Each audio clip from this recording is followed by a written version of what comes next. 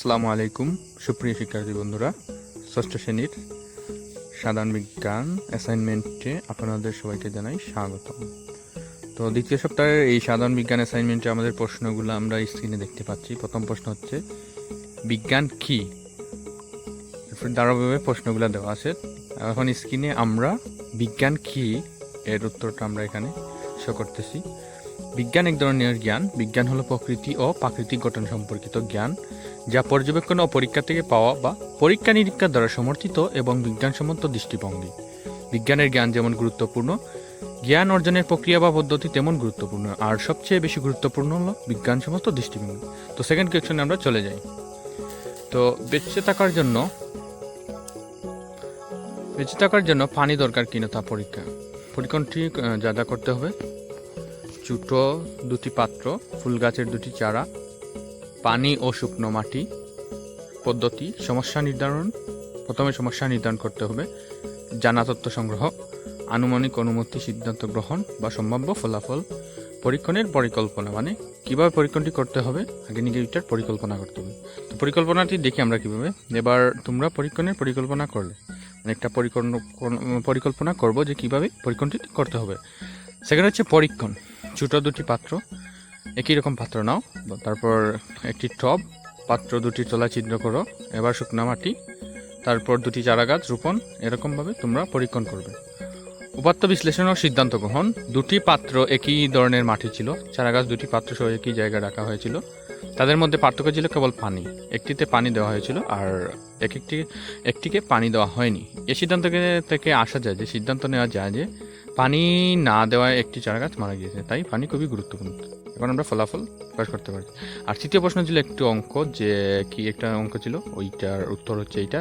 প্রথমে বইয়ের দৈর্ঘ্য হচ্ছে 20 সেন্টিমিটার, প্রস্থ হচ্ছে 15 এবং উচ্চতা হচ্ছে 1 সেন্টিমিটার।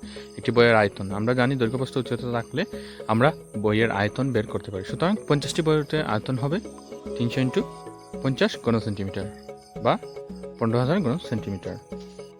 তো তোমরা এভাবে লিখলে ইনশাল্লাহ ভালো মার্ক পেয়ে যাবে। চতুর্থ প্রশ্নটি আমরা কি ছিল একটা, যে চতুর্থ প্রশ্নের উত্তর হচ্ছে যে রাজ্য 1 প্রতিষ্ঠা এর অধীনে ওই সকল জীবকে বিন্যস্ত করা হয় যাদের কোষ সুগঠিত নিউক্লিয়াসযুক্ত। এরা এককোষী, একক বা দল বেঁধে থাকতে পারে। এদের উদাহরণ হলো ইউগ্লেনা, অ্যামিবা ইত্যাদি। রাজ্য 3 ফাঞ্জাই বা ছত্রাক, এদের দেহ সুগঠিত নিউক্লিয়াস থাকে। এরকম উদাহরণ হচ্ছে ইস্ট, পেনিসিলিয়াম, মাশরুম। তো আমাদের লাস্ট প্রশ্ন, যে সরিষা, তারপর আর কি একটা গাছ, ওইগুলো গাছের বিবরণ: আম, জাম, কাঁঠাল, তাল, সুপারি, নারকেল। ওইটার বিবরণ তুমি এখানে পেয়ে যাবে।